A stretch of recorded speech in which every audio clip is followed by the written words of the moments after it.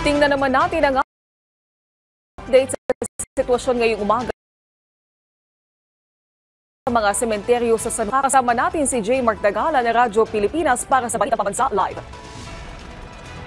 Yes, Naomi, sinasamantala na ng ilan natin mga kababayan itong makulimlim na panahon dito sa lungsod ng San Juan upang tunguhin ang puntod ng kanilang mga mahal sa buhay ngayong bisperas ng undas.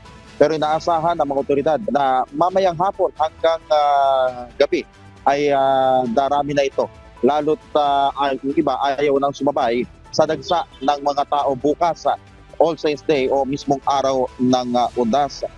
Pero ayon naman kay San Juan City Mayor Francis Zamora, bukas ang naturang sementeryo alas 6 ng umaga bukas hanggang alas 12 lamang ng hating gabi at bawal ang overnight stay dito.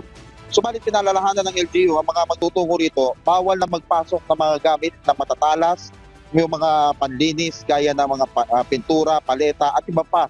At bawal din yung pagdadala ng baril, nakalalasing na inumin, pinagbabawal na gamot, kaya din ang mga lumilika ng ingay gaya ng radyo, di kaya naman ay mobile speaker.